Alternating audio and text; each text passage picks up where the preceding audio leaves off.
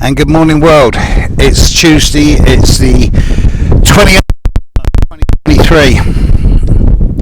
I'm at the end of the world.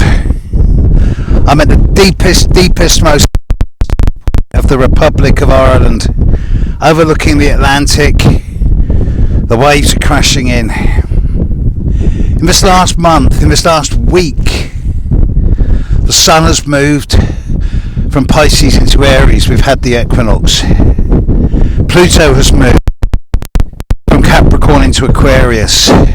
Saturn has moved from Aquarius into Pisces. Mars has just moved from Gemini. Finally, it's left Gemini alone and moved into Cancer. Everything's changed. And in this last week, there seems to be such a degree of change in the people, change in the energy, change in the patterns. Because I'm at the end of the world, I'm going to go a little bit off planet, which for me is even more unusual than normal.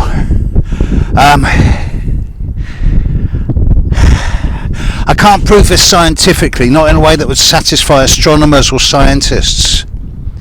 But I know, and I can prove to 98% that the positions of the planets in the sky are not random. Their orbital patterns and their orbital speeds are not random. And at the geometric level are, well, more than accurate. And when I relate that to the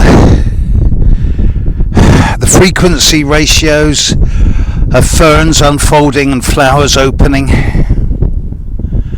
of the ebb and flow of the tides, of crop circle patterns,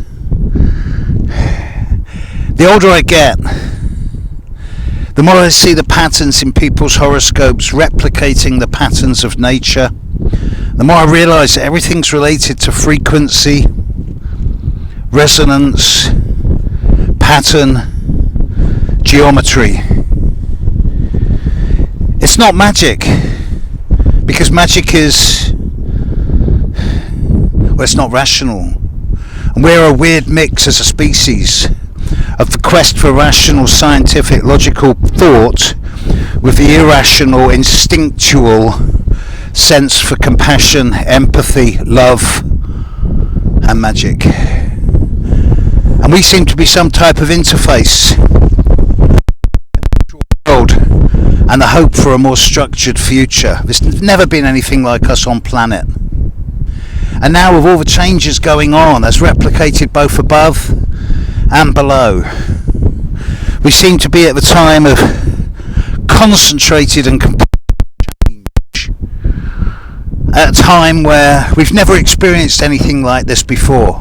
We've never known Pluto in Aquarius. The last time Pluto was in Aquarius, it hadn't been discovered. It wasn't conscious. So we're treading into new ground now. We're embracing new patterns, a new relationship with nature, a new relationship with the cosmos, a new relationship with ourselves. We see so much of the death and destruction, whether it's the shootings in America, the weather patterns, the violence in Europe, the strikes in America, the strikes in Australia, the strikes in Germany, the political upheavals,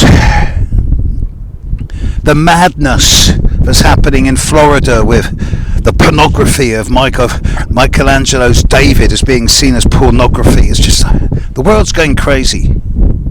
And yet underneath all this, there's a deep-rooted instinctual desire on the behalf of most of us for a sense of love and a connection with nature, with spirit, and with the cosmos